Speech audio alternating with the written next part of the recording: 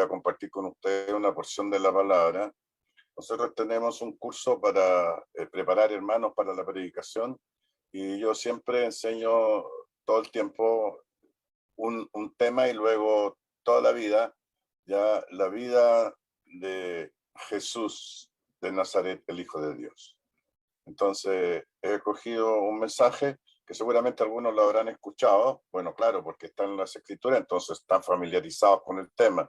Sin embargo, quiero compartir con ustedes lo que nos inspira, como decía Sergio, ¿verdad?, de alcanzar con el Evangelio a los perdidos. Así que es una bendición para mí estar con ustedes. Yo siempre tengo como introducción un himno que lo pongo siempre para que ustedes lo escuchen y que por favor pongan atención a la letra, a la composición de la poesía, ¿ya? Porque nos va a introducir exactamente por qué vamos hoy día a hablar acerca del Evangelio de Jesús, ¿vale? Vamos entonces, pongan atención, voy a poner el himno que he escogido. Grato es decir la historia, el celestial favor de Cristo y de su gloria, de Cristo y de su amor.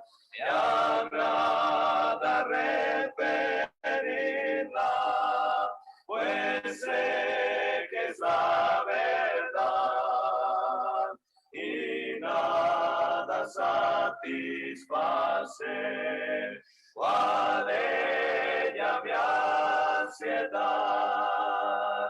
Cuán bella es esa historia, mi tema ya en la gloria será la antigua historia de Cristo y de su amor. Grato es decir la historia que brilla cual fanal y en glorias y portentos no reconoce igual. Me agrada referirla, pues me hace mucho bien. Por eso a ti deseo decírtela también. Cuán bella es esa historia, mi tema ya en la gloria será la antigua historia de Cristo y de su amor. Grato es decir la historia que antigua sin vejez parece al repetirla más dulce cada vez. Me agrada referirla, pues hay que nunca oyó que para serle salvo el buen Jesús murió. Cuán bella es esa historia, mi tema ya en la gloria será la antigua historia de Cristo y de su amor.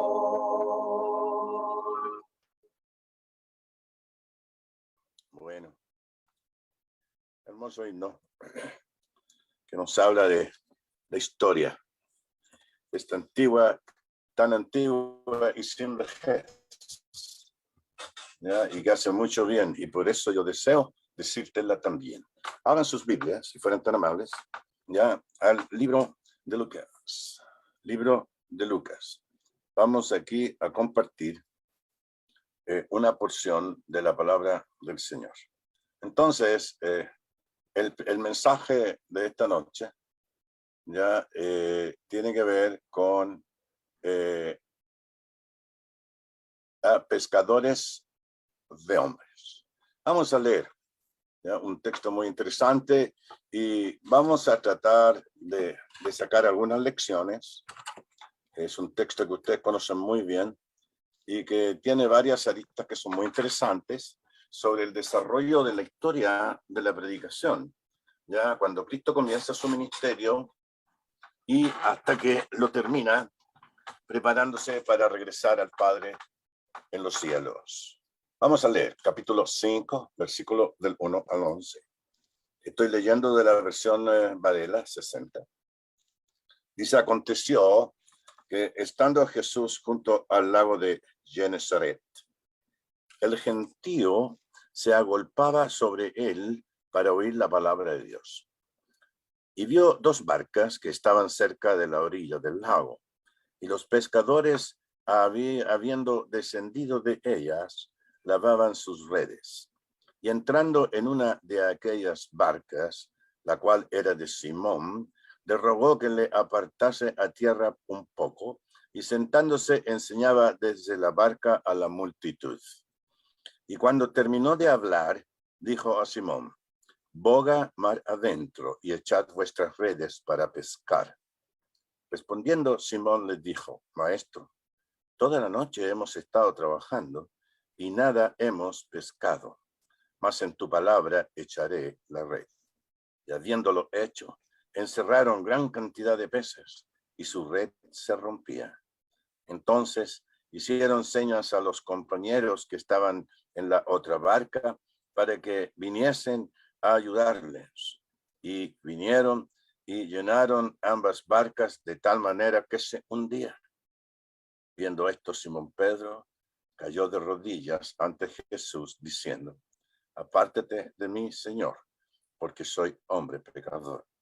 Porque por la pesca que habían hecho, el temor se había apoderado de él y de todos los que estaban con él. Y asimismo de Jacob y Juan, hijos de Zebedeo, que eran compañeros de Simón. Pero Jesús dijo a Simón, no temas, desde ahora serás pescador de hombre. Y cuando trajeron a tierra las barcas, dejándole todo, les siguieron. Ay, hermanos, este es un texto muy hermoso que nos habla del principio, ¿verdad?, del ministerio de Jesús. A veces los hermanos siempre tenemos ideas de ir a las capitales a predicar, etcétera. Pero fíjense ustedes que todos los esfuerzos que aparecen en las Escrituras, no solamente en el Nuevo Testamento, sino en el Antiguo Testamento, es de afuera hacia adentro. Amasista, ¿verdad?, lo grande desde afuera hacia adentro. Los grandes hombres de la historia de la humanidad siempre vivieron en lugares recónditos que nadie conocía. Abraham Lincoln, Pablo Neruda, Gabriela Mistral, de ahí de La Serena, vivía en una quebrada ya metida en los cerros de la nada, porque no tiene que ver el origen de las personas, sino el mensaje que llevan, ¿verdad? Y de dónde son, pareciera que el Señor es muy sabio. ¿Ya? Él escoge a quienes Él quiere.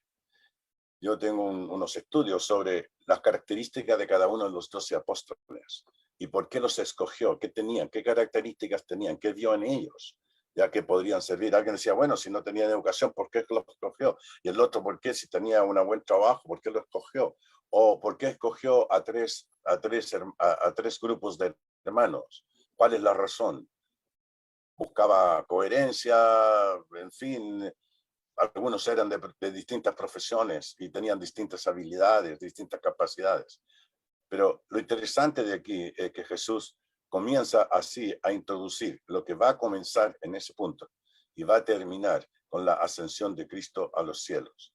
Por eso, el paralelo que voy a hacer es con Juan 21:1-15, pero lo veremos en su momento. Concentrémonos ahora, ¿verdad?, en el texto que acabamos de leer. ¿Ok? Dice la palabra lo siguiente.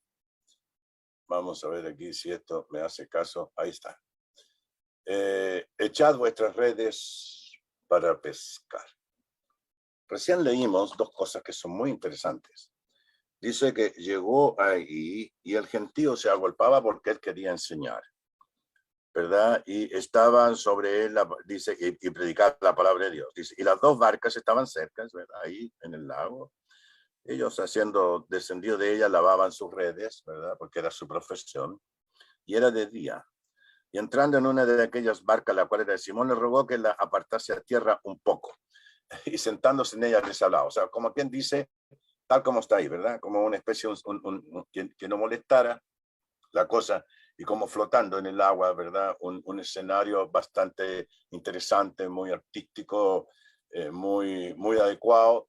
Y Jesús entonces hablaba a la multitud, y la gente tranquila y silente, solamente se sentía, ¿verdad?, el pequeño golpeteo de las olas pequeñitas golpeando en la orilla, muy suave, y la palabra del Señor retumbando en los corazones, en los oídos y corazones de los que los oían. Entonces, el Señor Jesús se da cuenta de la situación, ¿ya? Y cuando ya enseñaba desde la barca, cuando terminó de hablar, le dijo a Simón, boga mar adentro, ¿ya? Y echad vuestras redes para pescar. Y Simón le dijo, Señor, toda la noche hemos estado trabajando y nada hemos pescado, mas en tu palabra echaré la red. Echad vuestras redes para pescar. Aquí el Señor está usando una metáfora para hacer luego una aplicación de lo que significa, ¿verdad?, la palabra de Dios. Pero bueno, aquí yo quiero llamar la atención a dos cosas. Lo que hace interesante el estudio en profundidad acerca del Evangelio de Jesucristo y sus enseñanzas son las cosas que rodean sus palabras. Por ejemplo, él va ya a donde está Pedro, Simón con su hermano, está Juan y Jacobo, Zebedeo, que eran socios de la empresa de pesca que ellos tenían. No eran personas pobres, pero tampoco eran personas ricas, tenían su trabajo y su profesión. Entonces, el Señor les dice que vamos a echar las redes. Y aquí hay una cosa que dice Simón, hemos estado toda la noche aquí y no hemos pescado nada. Dice, bueno, en tu nombre echaré la red, en tu nombre. ¿Por qué hace eso? Primeramente, ellos eran profesionales de la pesca. Estos mismos siete que estaban ahí.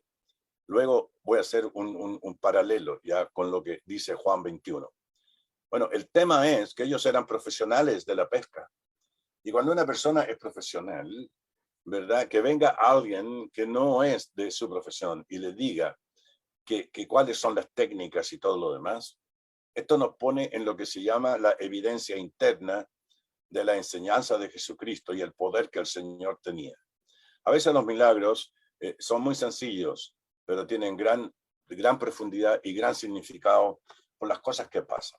En primer lugar, el testimonio de toda la gente que estaba ahí alrededor fueron testigos de este milagro. Luego, todos los que estaban escuchando eran personas que sí tenían abiertos sus corazones, de manera que el testimonio de Dios a través del Espíritu de nuestro Señor Jesucristo iba a entrar en sus corazones para producir en ellos fe, confianza y seguridad.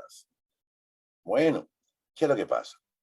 Investigando yo por aquí, por allá, porque soy muy busquilla, ¿ya? Y estudiando acerca de este texto específicamente, y luego fui yo y leí un artículo bastante largo y investigué sobre las técnicas de la pesca. Yo no sé si ustedes saben que nosotros en Chile, los que no son de Chile, pero tenemos más de casi 5.000 kilómetros de costa en el Pacífico.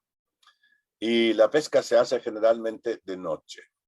Y uno siempre dice, bueno, ¿por qué de noche? ¿Por qué no van de día? Es más suave, qué sé yo, etcétera, y todo lo demás, en fin.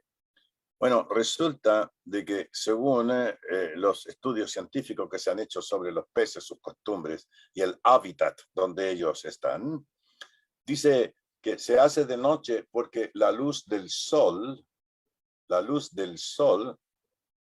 ya les irrita la vista, tienen una sensibilidad de no sé qué, tienen, como ellos lo llaman, usan nombres científicos, ya que los enceguece. Entonces buscan la profundidad, la sombra, la oscuridad, para poder ver. Hay peces que viven en la oscuridad profunda de los océanos y ellos ven esas cosas. porque tienen una capacidad, digamos, una potencia en la retina, en todo lo demás del sistema que tienen, ya que pueden ver eso. Entonces, dice, ¿cómo nos va? Si no hemos estado nosotros ahí toda la noche, y este nos viene a enseñar, qué sé yo, etcétera, bueno, en su nombre vamos a echar las redes. Lo que quiere decir, ¿verdad?, que lo que va a suceder ahora va contra todos los pronósticos, va contra toda su expertise, va contra toda su profesionalidad, y la gente que está alrededor dice, no, si a esta hora ya es imposible, los peces se van a la profundidad. Encontré en esa investigación que hice que hay lugares en la Tierra donde la luna digamos, no la media luna, sino cuando hay luna completa que no está iluminada, ¿cómo se dice? Oscura, ¿verdad? Total, es cuando los peces, hay lugares que nadan sobre la superficie de las aguas y tú puedes pescar con la mano. Los peces van por sobre el agua flotando, pero no hace más que ir aclarando y ellos van buscando la profundidad, la profundidad, la profundidad. De manera que era prácticamente desde el punto de vista de las costumbres de los peces y las leyes que los gobiernan y qué sé yo, naturales y todo lo demás, era imposible, pero Dios sí lo hizo posible. Y eso se llama una evidencia interna, ¿ya? De la misma evidencia del milagro que lo hizo Cristo. Era imposible. Sin embargo, para el Señor no hay nada imposible, le dijo el ángel a María. ¿Se acuerdan? Para el Señor no hay nada imposible. Cuando el Señor tiene propósitos, Él quiere enseñar una lección, aprovecha de enseñar a la gente y a estos hombres, que eran rudos, fuertes, sacrificados. Sin embargo, en el nombre del Señor echaron la red para pescar. Luego leímos en el mismo relato, ya que toda la noche hemos estado trabajando. Tú nos vienes a decir a nosotros que ahora la echemos. ¿Cómo? ¿Por qué? Eso prueba, ¿verdad?, que hay algo que trasciende a lo que ellos estaban viviendo, la experiencia que ellos estaban teniendo con Jesucristo. En tu palabra echaré la red. Esta es otra cosa también que es muy interesante. En tu palabra echaré la red. Más tarde vamos a entender eso, que la red es el Evangelio de Cristo, las buenas nuevas, que Jesucristo es el Hijo de Dios, el Salvador del mundo, el Mesías, el Cristo. Jesucristo es la manifestación gloriosa de Dios en la tierra. De manera que en tu palabra echaré la red. La red va a pescar, pero vais a ser pescadores de hombres, ya no de peces. Y cuando la red lo agarra uno, ya no lo suelta más. Y algunos, claro, pataleamos y se salen de la red y se pierden, qué sé yo, etcétera, y todo lo demás. Pero hay una enseñanza ahí que va a quedar marcada ya en la mente y en los corazones de esas personas que eventualmente llegaron a ser los apóstoles. Hay gente que cree que el Señor Jesús en esta ocasión llamó a los 12. No, más tarde, cuando ya habían pasado como unos 6 meses o 4 meses aproximadamente, Él unió a sus discípulos y a 12 de ellos nombró sus apóstoles. Apóstolos significa los que van a ser enviados. ¿Y por qué 12? Bueno, ahí tenemos también una simbología numeral que es muy interesante. Por ejemplo, se habla mucho de los 144.000, pero ¿quiénes son los 144.000? Bueno, 12 patriarcas y 12 apóstoles, número de religión organizada, y 12 por 12, 144 y 1.000, el número indefinido de los redimidos, del Antiguo Testamento y del Nuevo Testamento. En tu palabra echaré la red. Muy bien. Dice que encerraron gran cantidad de peces. Seguramente esto después le vino a la mente y al recuerdo ya de ellos, y para nosotros es una lección muy, muy, muy interesante. Independientemente de que cuáles sean las condiciones que hay en el mundo, ya de todo tipo, ya si echamos la red, que es el evangelio predicado, y lo predicamos en los corazones de los hombres, no importa si es de noche, si es de día, si es en la profundidad, si es para los que están ciegos, los que ven, no importa. El evangelio de Cristo, ¿verdad?, va a captar, va a pescar con el poder que Dios le va a imponer, de la misma manera que Él con su palabra, ¿verdad?, les sorprendió a los demás. Recordemos que el milagro significa la suspensión de la ley natural. De manera que eso fue potente, potente, potente. Y eso trajo gran temor. Pero temor, ¿en qué significa? temor no de miedo, no de terror. La palabra temor, a ver, lo voy a decir de la siguiente manera, un poco técnica. Y todos me van a entender porque ustedes son buenos estudiantes de la Biblia y personas interesadas. La palabra temor, ¿ya?, es una palabra que va a ser, su significado va a ser determinado por el contexto. Si hay muchos errores en el mundo religioso, y también entre nosotros a veces, es porque sacamos las palabras de su contexto. Y las palabras tienen que ser entendidas en su contexto.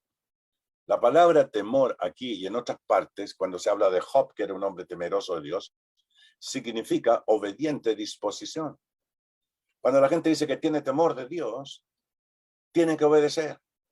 No temor de miedo, que le va a castigar o que va, qué sé yo, no sé, le van a torturar o qué sé yo, etcétera, en fin. No, la palabra temor significa aquí y en muchos textos, ya, la obediente disposición a la palabra de Dios.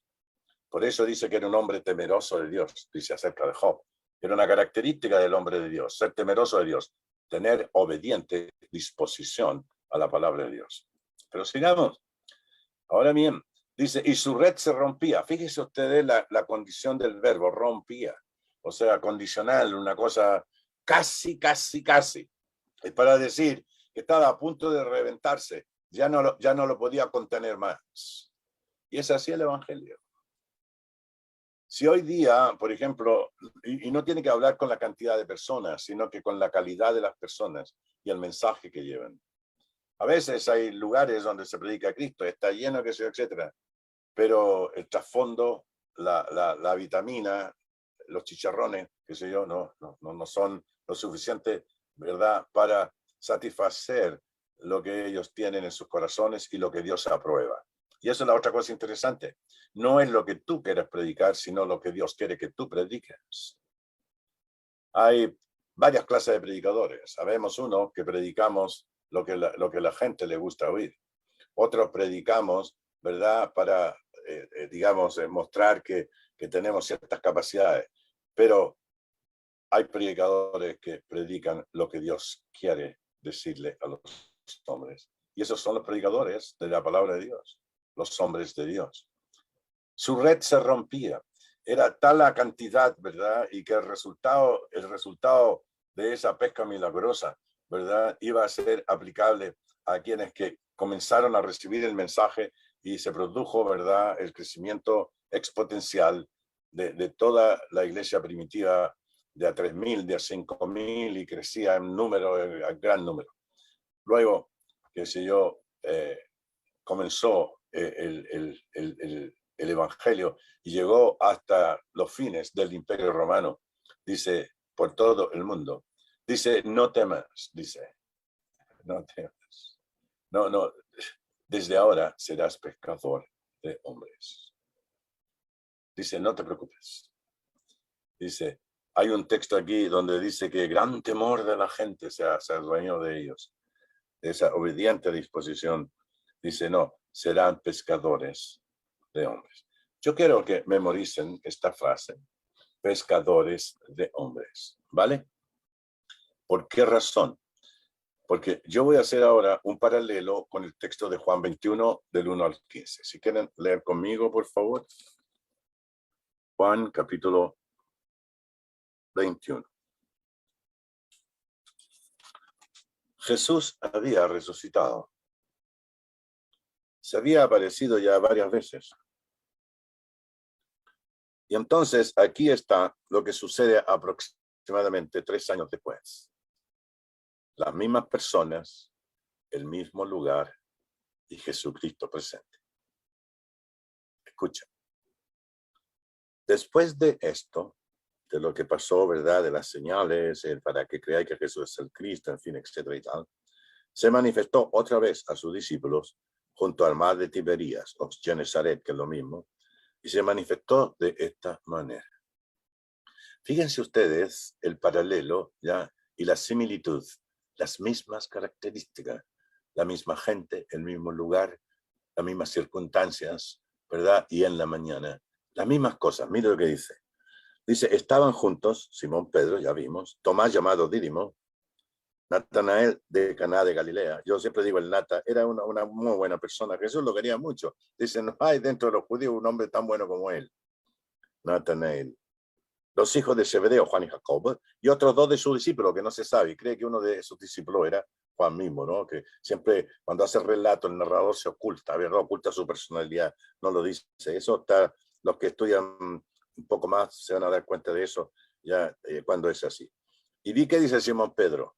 Simón Pedro les dijo, voy a pescar. Y ellos le dijeron, vamos nosotros también contigo. Hermanos, 3 años pasaron. La condición moral y espiritual de ellos seguía intacta, pero psicológica y emocionalmente estaban desfaltados. ¿De qué sirve un Salvador muerto? El que decía que venía a libertar, que selló su líder, lo mataron. Aunque él se haya manifestado ahí, qué sé yo, etcétera, porque él les había dicho que resucitaría y todo lo demás, pero ahí estaban ellos, estaban desanimados, estaban tristes, estaban afectados psicológica y emocionalmente. ¿Acaso no nos pasa a nosotros también a veces? Sí, ¿verdad? Pero bueno, ahí está el Señor para consolarles. De la misma manera que el Señor nos puede consolar ahora. ¿Qué dice la palabra? Miren, en el versículo 3 dice que voy a pescar. Ahora, el Señor le había dicho hace casi 3 años antes, dice, no temas, desde ahora serás pescador de hombres. ¿Y qué hicieron? ¿Qué hicieron? Volvieron a la foja 1. Volvieron a Lucas 5. Volvieron al principio. Cuando el Señor los llamó, volvieron para atrás. Y mire cómo el Señor tiene misericordia de ellos y se manifiesta. Y dice la palabra que vamos nosotros también contigo. Y fueron y entraron en una barca y aquella noche no pescaron nada. ¿Vale? Es el mismo relato, ¿no? Dice que no pescaron nada, ¿no? Dice, toda la noche hemos estado trabajando y no hemos pescado nada, dice, cuando los llamó. Y ahora se produce la misma cosa en el mismo lugar. Y todos los que eran pescadores estaban ahí, ¿verdad? ¿Acaso no habían entendido? Aquí hay una cosa bien, muy interesante desde el punto de vista del relato, de la composición de la poesía, y lo que indica la parte emocional, ¿verdad? De todo esto, y el cuadro, me imagino yo. Era temprano en la mañana. En ese lugar hace un poco de niebla siempre y se ven las figuras medias raras. Siempre había caminantes ahí que les daban pescado a la gente, generalmente la gente necesitaba, les regalaban el pescado chico que no podían vender o les cortaban la cabeza, qué sé yo, y le daban una parte, en fin, etc. Y cuando yo iba amaneciendo, se presentó Jesús en la playa. Era temprano. Había una neblina ahí y había un silencio total. Se sentía solamente el ruido otra vez, pero esta vez no con la multitud, sino ellos en la barca y Jesús en la playa, golpeando el agua suavemente en la playa. A los discípulos no sabían que era Jesús. Y les dijo, hijitos, ¿tenéis algo de comer? Y le respondieron, no. Y él les dijo, echad la red a la derecha de la barca y hallaréis. Echad la red a la derecha y hallaréis. Entonces echaron y ya no lo podían sacar porque la gran cantidad de peces.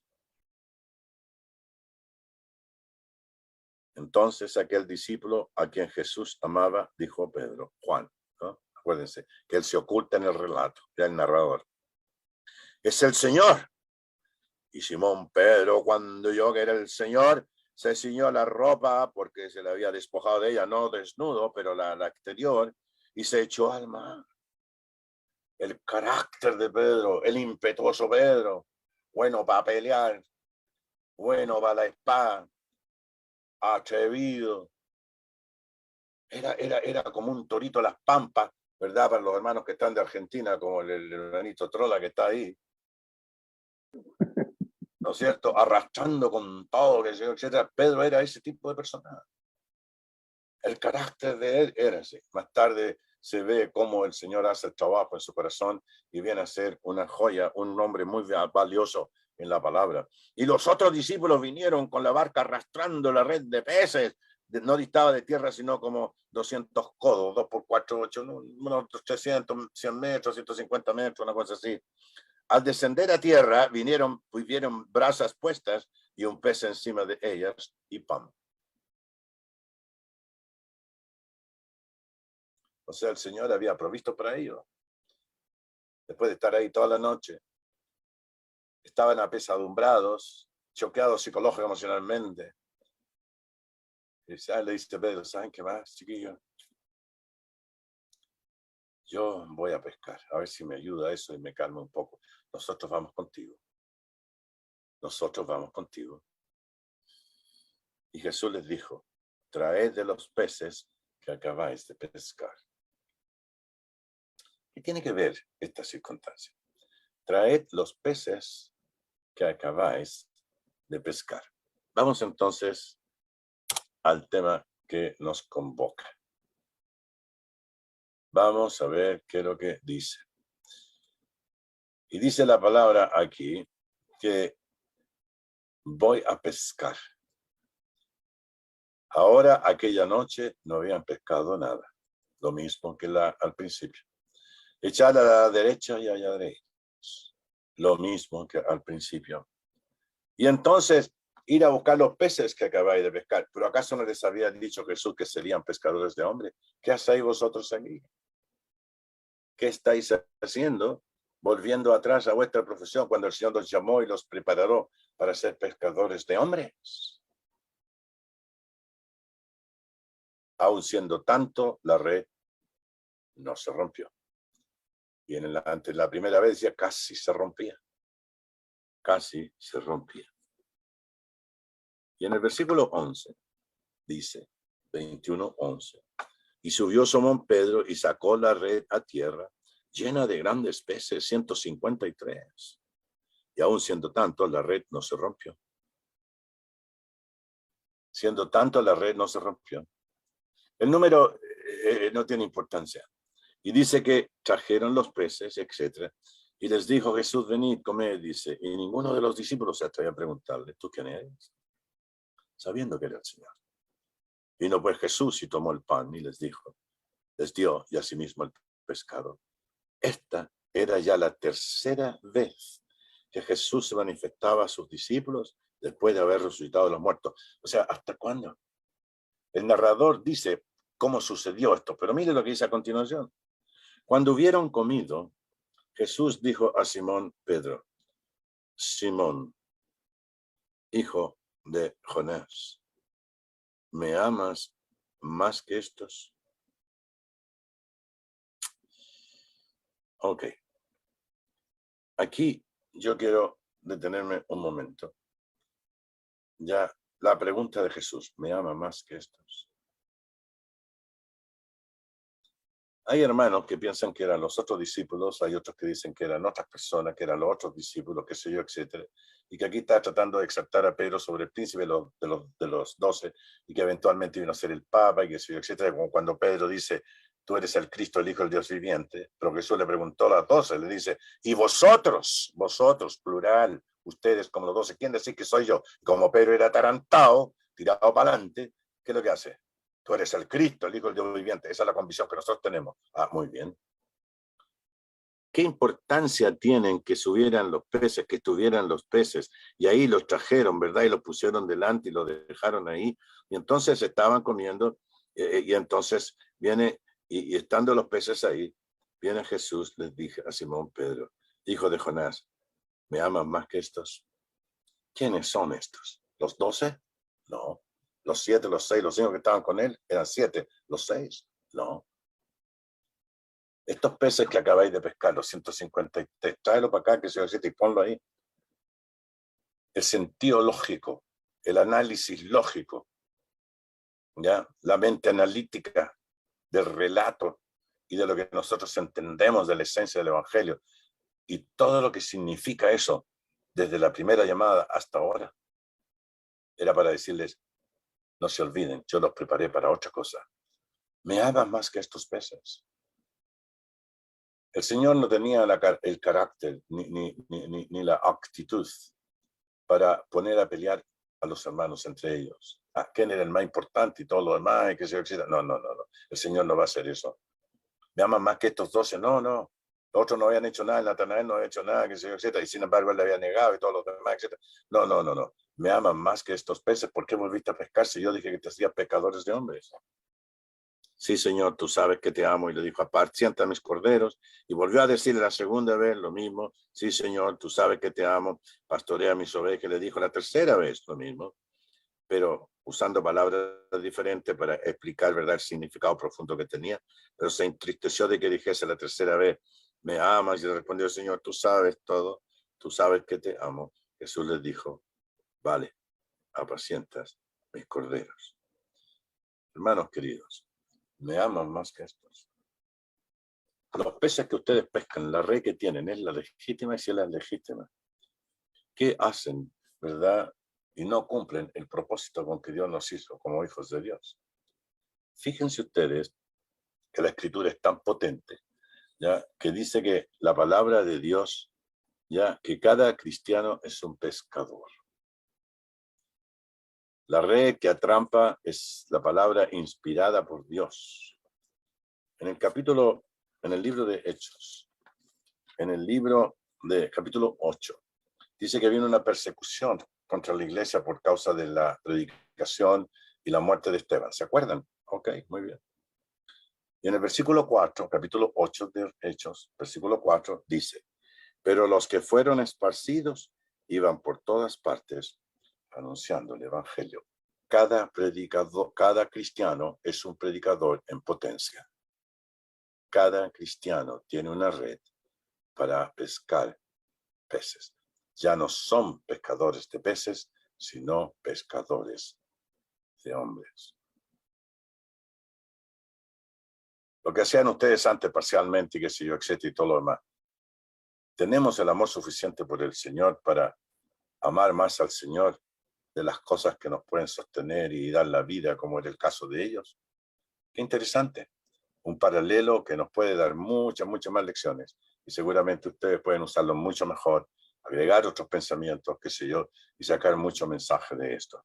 Me amas más que estos peces.